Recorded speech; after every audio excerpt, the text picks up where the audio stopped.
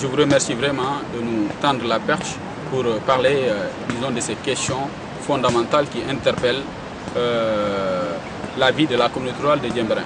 Comme priorité aujourd'hui, nous avons comme priorité numéro 1 la route de Diembéring. La route de Diembéring a toujours été donc, une demande des populations.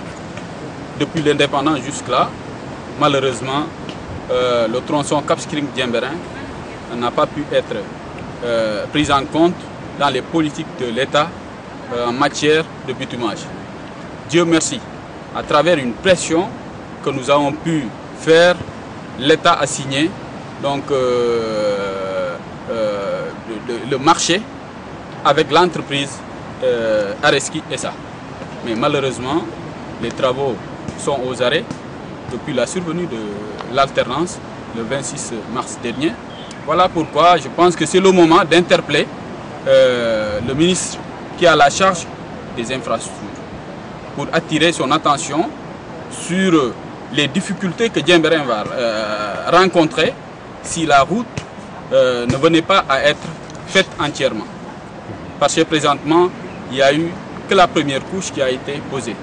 La latérite est entreposée, mais malheureusement les engins ont décampé parce que tout simplement il y a eu une partie justement des fonds qui n'ont pas été versés. C'est la priorité numéro 1. Nous demandons vraiment avec insistance et nous prions vraiment au nouveau gouvernement de tout faire pour éviter à Diembéring d'être coupé du reste du monde. Parce que si jamais l'hivernage s'installe sans pour autant que la latérite au moins ne soit posée, il y aura d'énormes problèmes pour justement les populations de Diembéring d'aller et de revenir. La deuxième priorité a trait à l'achèvement du chantier de Caravane. Caravane, je pense que nous devons féliciter l'État d'avoir pris cette mesure courageuse qui consiste justement à mettre un ponton à Caravane. Ça va désenclaver la partie insulaire du Sénégal du Sud.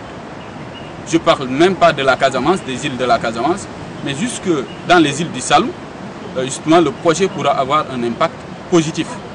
Parce que tout simplement aujourd'hui, les produits de ces parties insulaires-là peuvent être facilement écoulés à Dakar en faisant de Caravane, disons, une zone de transit.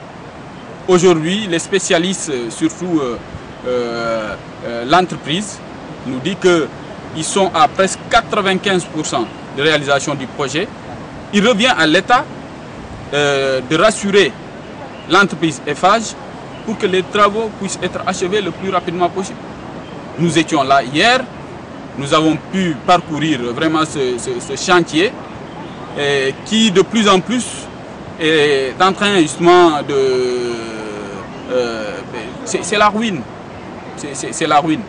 Le fer est en train justement d'être gagné de plus en plus donc, par la rouille, ainsi de suite.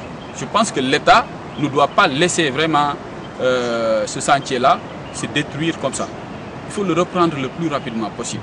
Parce que tout simplement, il n'y a plus que, disons, 5% des fonds alloués à ce projet-là que l'État doit mettre sur la table pour que ce chantier puisse donc se terminer. Voilà les principales priorités que je juge utile de rappeler à l'État aujourd'hui pour faire de sorte que Diembéring ne puisse pas justement avoir des difficultés majeures.